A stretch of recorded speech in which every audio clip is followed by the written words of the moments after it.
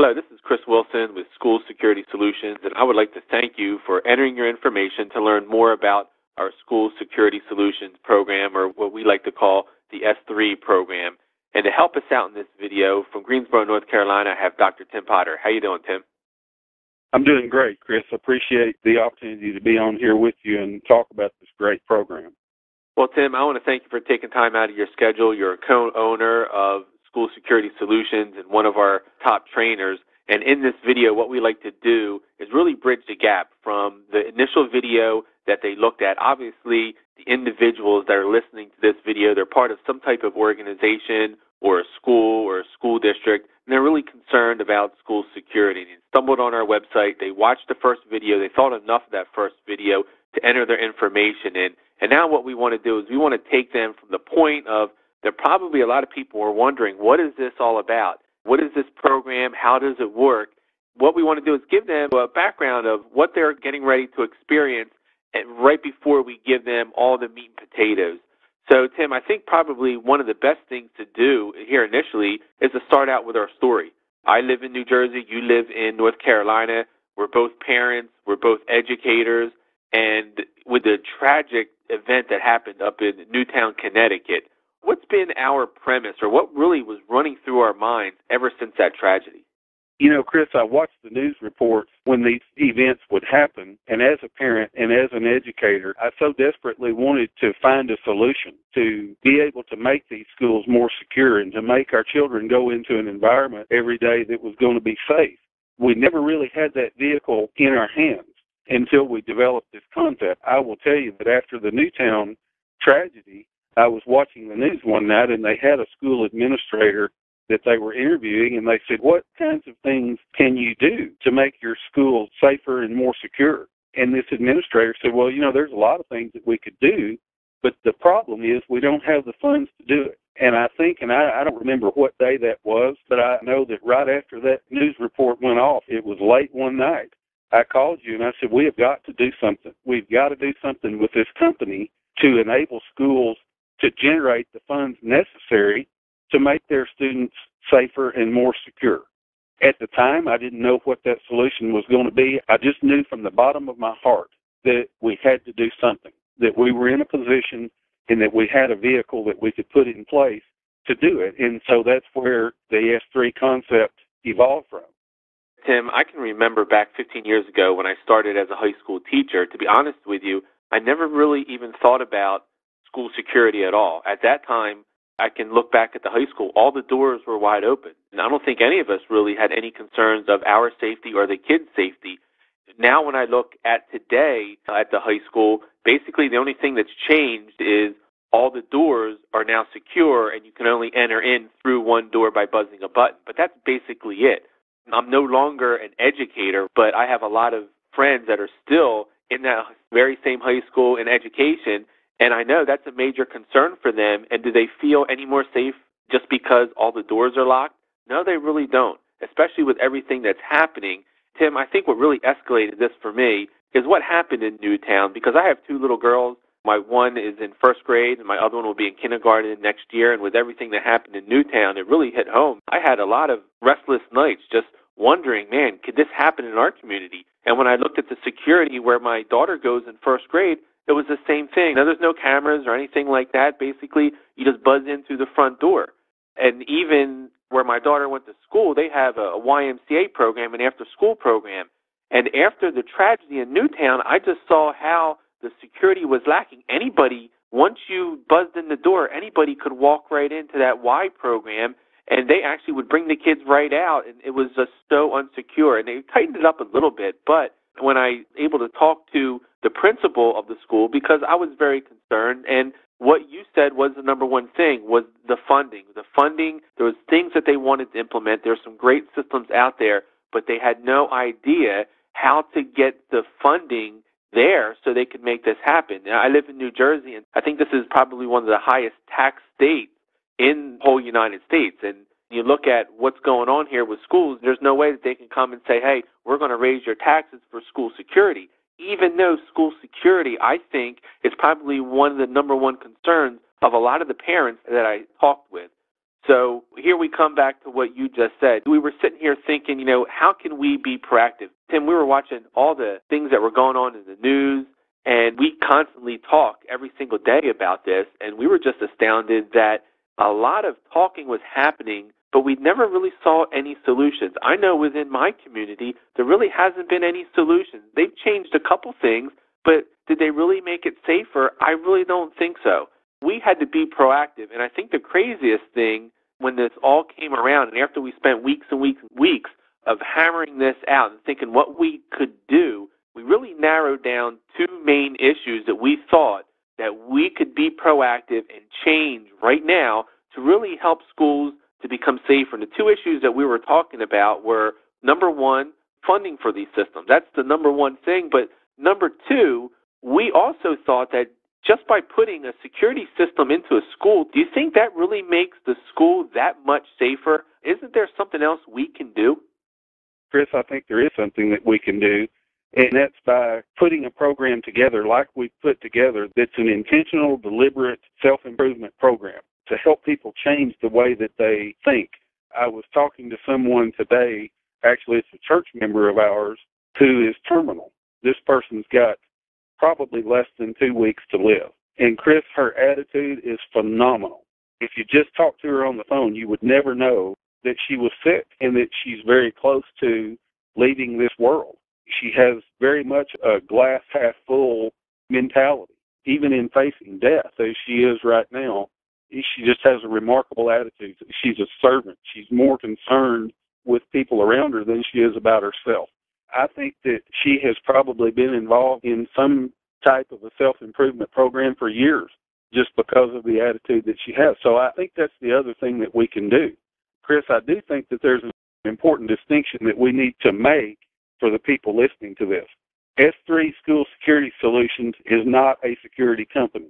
We're not security experts. We're not the people to talk to about the type of system that you want to install in your school to make it safer and more secure. You and I have talked many times that that's really up to the school itself. And I jokingly said, if you want to install a state-of-the-art security system that automatically locks all the doors and completely locks that school down, that's up to the school. If you want to hire SEAL Team 6, that's up to the school. So we're not a security company, but we're a company that is very passionate about helping schools create the necessary funds to make their school safer and more secure in whichever manner that they choose.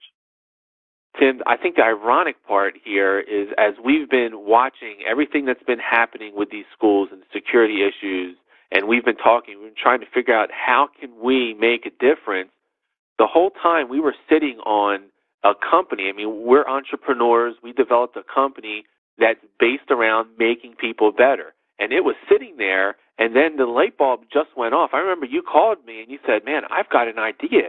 Personal development company that we have that is growing by leaps and bounds, and we're helping people become better. What if we apply that to schools? What if we apply that into a program where we can help students increase their self-image and their self-esteem, but at the same time fund 100% the security program within that school? And I said, man, Tim, that would be awesome, but how the heck are we going to do that? You laid out this plan. I can specifically remember that call. I mean, I know you spent a lot of time putting this together, and then I mulled through it for a night, and I tell you, I couldn't sleep that night. I remember just reading through of what you proposed and how we're going to implement this and how it can make a difference. And Tim, I really think as educators, and we look at what's going on with the security problems in schools, it's not outside people coming into the schools and wreaking chaos. It's actually kids within the student body that for whatever reason lose track and come into those schools and are afflicting harm. So when we talk about school security, when we were talking about the two issues, everybody's focused on these security systems, which is great. And I think you made a great point. We're not a security company that installs security systems. But what we are is we're a company that helps people increase their self-esteem, increase their self-image. And if our students are the ones that are coming into these schools and wreaking havoc, then I think the first issue that we need to address is helping students become better. Dr. Walter Staples, in his book Think Like a Winner, which is a best-selling book, he states that 80% of all people have a poor self-image. And now that's at a lot of different levels within a poor self-image. But if we take a school of 1,000 kids, rest assured that there's 800 of them that have some type of a poor self-image. Yeah, they might look great on the outside, like they're confident or they're not causing any problems, but there's a lot of kids that don't think very highly about themselves or what they can achieve. And as that goes on year after year after year, and with everything that's going on with bullying and cyberbullying and all the technology, it's so simple to be able to go out there and to lower someone's self-esteem.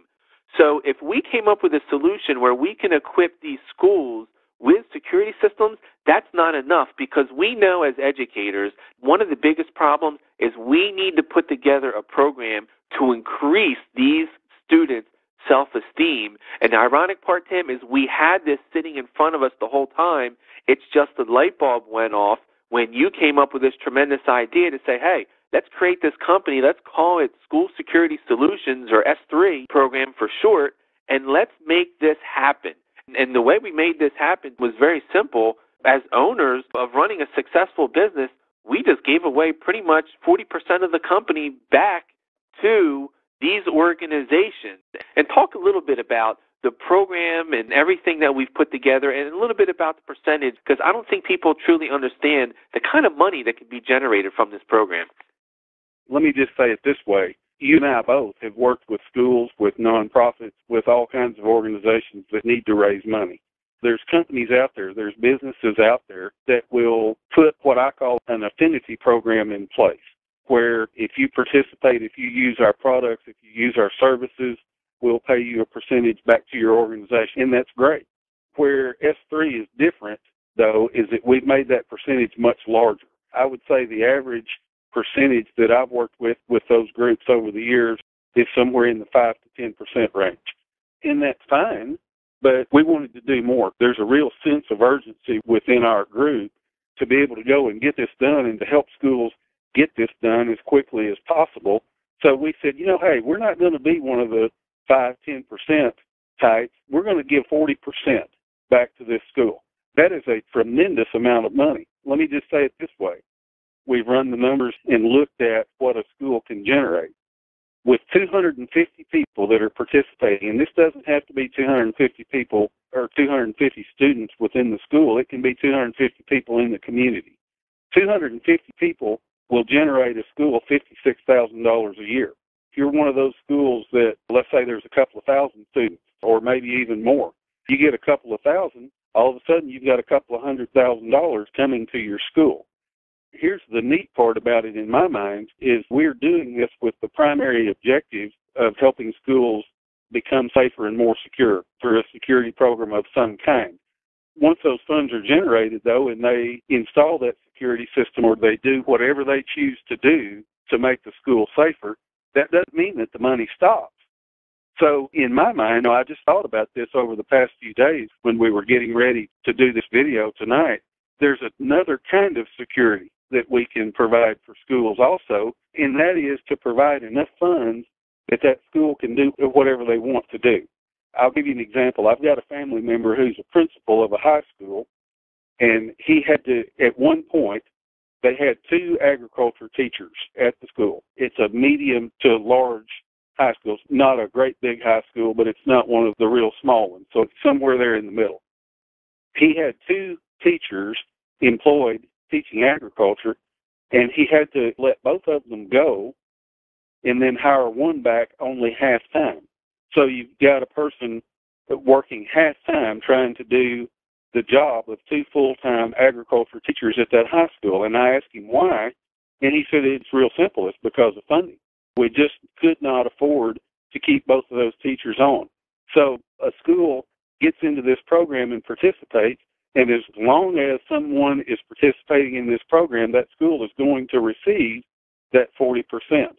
So they go through the first year, they get everything done in terms of safety and security of that school, and then as long as people are participating, they've got those funds coming in to be able to go and hire back those teachers and do anything that they need to do. And to me, the security is the primary objective, but then the other part of the security is providing some financial security to that school in order for them to accomplish their goals and objectives. Tim, I think an exciting part about our program, which is what you brought up, is a whole community can get around this program. I know where I live, the whole community here is really concerned about school security, whether you have kids or not. If you just take the unfortunate, tragic event in Newtown, you could see it, how many people it affected. You didn't have to have kids. It really affected what transpired there. It didn't matter where you lived across the country. So when we put this program together, like you said, this can be offered to the entire community. We developed a program where we teach people how to become better, and it can translate to every different aspect of their life, whether it's with their family, whether it's their spirituality, or if it's with their job or with their finances. It doesn't matter. These are time-tested principles that just aren't taught in the high school curriculum or even in the college curriculum. So there's a definite need here with this program, and when you look at the self-help industry or the personal development industry or the self-improvement industry, whatever you want to call it, it's an industry that generated over $12 billion last year. And that just goes to show you there's a lot of people that spend a lot of money each year to get better. And I've talked to a lot of people in the community about what we're doing, and I talked to some administrators here at the local high school, and when we presented this to them, they were just amazed at how thorough of a program we put together, but because we could offer this to people in the community, the funds that were available to them in the declining budget, I know here in New Jersey, the budget for schools have been cut drastically over the past 5 years. And like you said, when we talk about school security, we want to make the kids better. We want to put these systems in, but once the systems are paid for, there's a lot of money left over that can help so many other programs within the school. So initially, are we talking about school security? Yes. Are we talking about making people better within the community? Yes. But we're also giving another solution, a long-term solution to what I feel the entire school district as a whole to make it a much stronger school district. At this point, basically what we've done is we've taken all the information and instead of just force-feeding it to everybody in just one sitting, we've taken it and we've broken it down into about 10 separate emails that individuals will get one a day talking about different aspects of the program. So it kind of spoon feeds them because don't you find that one of the most difficult things for people to understand, and even not as people being customers, but also the organizations and the groups that are looking at this, is they kind of don't understand personal development. They don't understand the need for it. Don't you find that's one of the biggest hurdles? They understand that they have a need with the funding. They understand that they want to help their kids increase their self-image.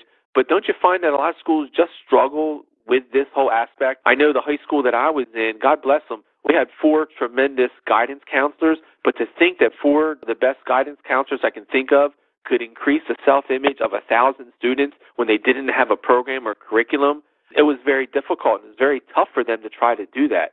What do you think about that aspect of having people understand what personal development actually is? Well, Chris, that's why we're doing this introductory video and having this discussion to help people understand what it is. Most people, when they don't understand something or they're not accustomed to something, they tend to be leery of it. They tend to be afraid of it. Sometimes they tend to ignore it. Because personal development is taught so infrequently, it's taught very little in the school system. About the only way that you can be a part of a self-improvement personal development program is if you go find one somewhere. And so because it's not talked about, people tend to have one of those emotions. Just, I don't understand what this is. I'm afraid of it. Something must be wrong with me if I'm thinking about a personal development program, and it's not that at all. A personal development self-improvement program means that we want to make some changes in our life. If you surveyed 100 people, probably 95 of them would tell you the categories that they would want to change, and you mentioned them earlier: health, spirituality, relationships, finances, subjects like that, or life areas like that. And a deliberate, intentional self-improvement program, Chris, is the only way that we can do that. You talked about the statistic from Staples' book about 80% of people having low self-esteem. Well, we also know that a person, by the time they're 14, 15 years old, they've heard no, or you can't do that, or something along those lines about 150,000 times. It's a paradigm shift. It's a mindset change for people to make the decision that they need to do something related to self-improvement. If I want to get physically healthier, then I've got to do the physical work, but I've also got to do the mental work that's going to allow me to do that. If I want to be better in spirituality or relationships, or I want to do better with my finances, then I've got to get my head right in order to be able to do that. And really, that's all self-improvement is. It's making the decision that, yes, I can do this. I'm going to learn how to set goals. I'm going to learn how to deal with obstacles and failures, and I'm going to stop at nothing until I achieve my goals and dreams, whether those goals and dreams are related to health, relationships, finances, whatever they might be. Well, Tim, at this point, there's no sense in going into the entire program, because what we wanted to do is give people a glimpse of how this all came about, who we're about, what and what we can do, and what our philosophy is, and the strategy and everything of how you make money and how you make this program work. All that's going to come with all the other emails that are going to be coming out to the individuals listening to this. But right now, what we like to do is transition into a video by a gentleman named Jim Rohn. Jim Rohn passed away in 2009, and he's one of the top entrepreneurs out there and one of the top individuals in the self-help industry over the past couple of decades. And he talks about why personal development. This is the first aspect that we need to get people to wrap around their minds. As you watch this video, I want you to start just to think of the kids that are in high school right now. And you made a great point. By the time they're 15, 16 years old, the majority of them heard no 150,000 times and heard yes only 5,000 times. So they already have an issue of what they think they can accomplish because they've heard so much negativity out there.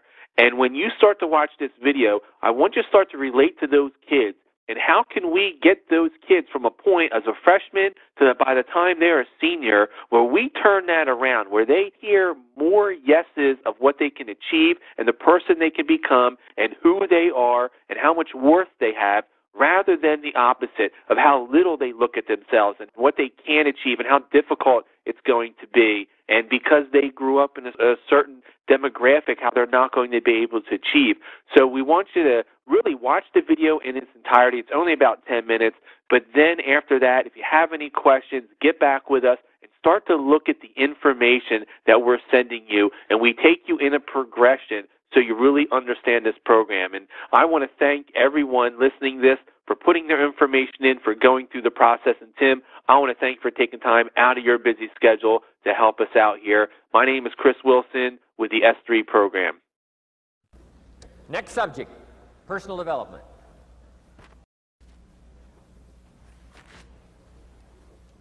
Some of the things Mr. Shoaff taught me starting at age 25, some things came quickly, some things came easily. Setting goals, that was easy. We're going to talk about that later on. But this one I had to struggle with, personal development. It was hard for me to give up my old blame list. It was so comfortable blaming the government and blaming my negative relatives and the company policy, unions, wage scale, economy, interest rates, prices and circumstances and all that. That was difficult for me to give up. That was quite a transition for me to make, and blaming myself. But Mr. Shoaff started out with something very, very important. Let me give that to you.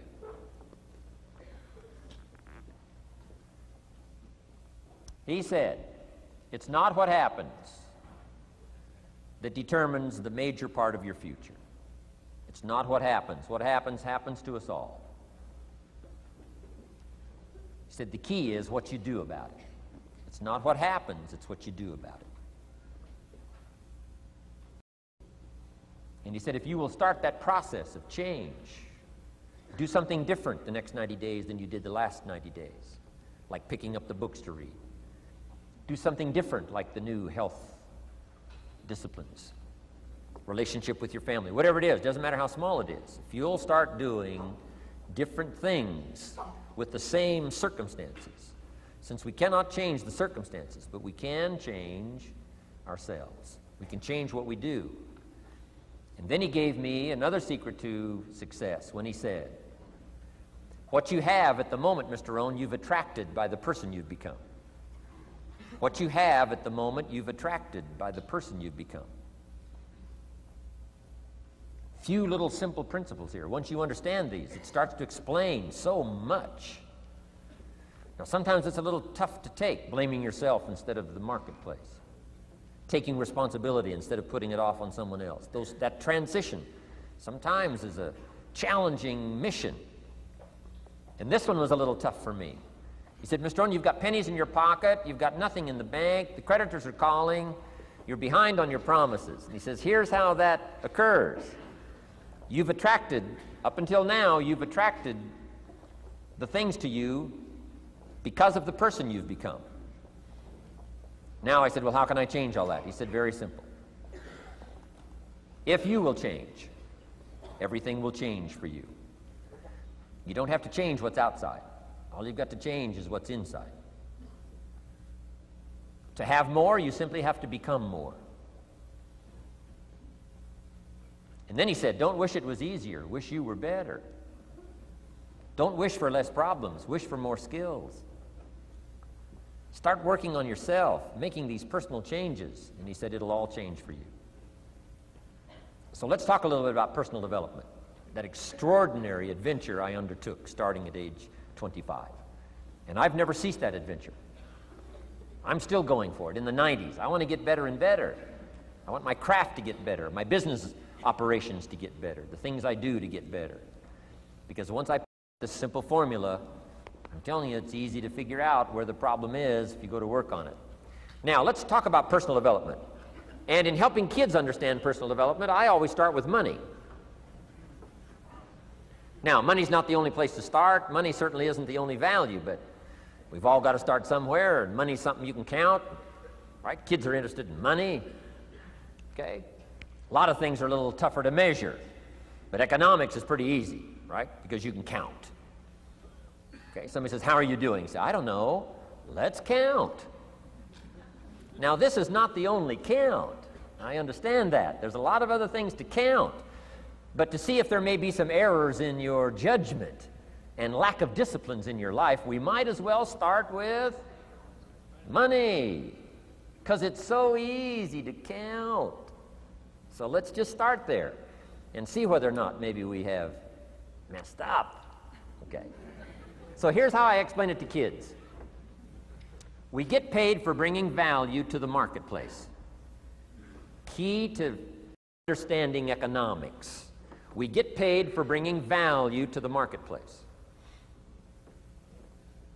Marketplace is also described as reality. Reality, the marketplace. Now, it takes time. It takes time to bring value to the marketplace, but we don't get paid for time. It's very important for kids to understand, as well as adults. We don't get paid for time. Mistakenly, the man says, well, I'm making about $20 for an hour. Not true. Not true. If that was true, you could just stay home, have them send your money. No, it's not true. You don't get paid for the hour. You get paid for the value you put in the time. So we don't get paid for time, we get paid for value. Now, since that's true, here's one of the key questions of the afternoon. Is it possible to become twice as valuable and make twice as much money in the same time? Is it possible to become 3 times as valuable as you now are and make 3 times as much money in the same time? Is that possible? Of course. If you want to really emphasize something, that's a good phrase, Stuart. Of course. Of course. Okay. Now, all you have to do to earn more money in the same time is simply become more valuable. America's unique. It's a ladder to climb. Starts down here, what, about $4 an hour? Big argument last year in Congress about the starting place. Should be 5, should be 5, should be 5. Well, no, it doesn't need to be 5. Why not start with 4? It's a ladder. Right? This is not a bed. This is a ladder. This is a ladder to climb. Starts at $4. Now somebody says, well, should be 5, should be 5. Well, maybe. If you're going to stay at the bottom for the rest of your life, it probably should be 5. But that's kind of a pitiful way to live. Start and not grow. Start and not change. Start and not become more valuable? Hey, the whole scenario of life is to start, number one, and what? Become more valuable, number two. So America's a ladder to climb. Starts at $4 an hour, and the more valuable you become, you just keep moving up the ladder. Top income last year, what, 52 million? Guy that runs Disney? Would a company pay somebody for 1 year's work $52 million? And the answer is, of course. This is one of those of course places. Of course.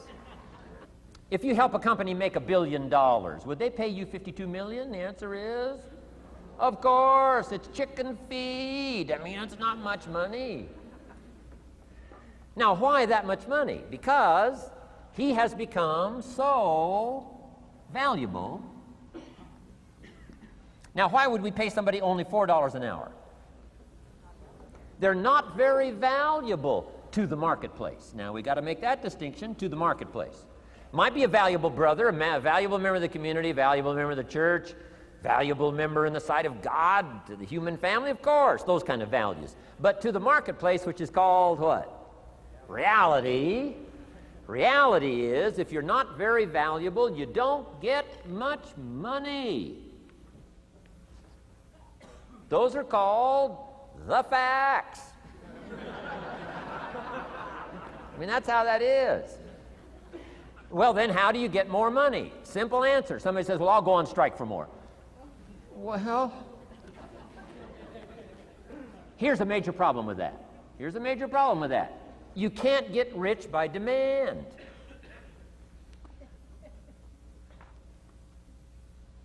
Somebody says, well, I'm waiting for a raise. I'm telling you, it's easier to climb than to wait for a raise. Why not just become more valuable rather than wait? I'm telling you, that's the key to all good things. Becoming more valuable. Why would we pay somebody $400 an hour?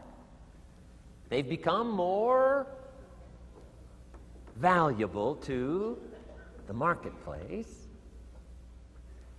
See how this works? I'm telling you, this stuff is so easy. This is America. This is a ladder. How far is it from 4 to 5? I'm telling you, it's not far. $4 to $5 an hour? If you work for McDonald's, haul out the trash, they'll pay you $5 an hour. If you whistle while you haul out the trash, they'll pay you $5 an hour. I'm telling you. You'll get an extra $1 just for a good attitude. Yay, McDonald's. Wear the hat. It's incredible. $5. And then you just keep becoming more valuable, more valuable, more valuable. I got a telephone call 5 years ago. The company said, we're ready to expand internationally. We need some help. I was sort of semi-retired. Right? Looking for the next exotic beach. They said, no, Mr. Rohn, we got a project for you. Right? Going to expand internationally. We could use your help. Next little while, we'll add some millions to your fortune, make it worth your while. I said, okay. I thought later, isn't that interesting that they called me? My second thought was, of course they'd call me. Who else would they call? I mean, you know, I can get the job done. Now, how come I got a telephone call worth millions? I had become valuable. Now, I'm a farm boy from Idaho. I was raised in obscurity. 1 year of college, and I thought I was thoroughly educated. Made all kinds of mistakes galore. At age 25, the creditors are calling me saying, hey, you told us the check was in the mail. I got pennies in my pocket. I got nothing in the bank. I'm behind on my promises. How come I get a telephone call 5 years ago and it's worth millions? I changed. I turned my life around. Is it possible to become worth millions? Speaking economically, now there's a lot of values to become, but let's just talk economics. Is it possible to become that valuable? And the answer is, of course, of course. Now let me give you the secret. Shoaff said, here's the secret, Mr. Rohn. Learn to work harder on yourself than you do on your job. Once I got that, it turned my life around. Learn to work harder on yourself than you do on your job.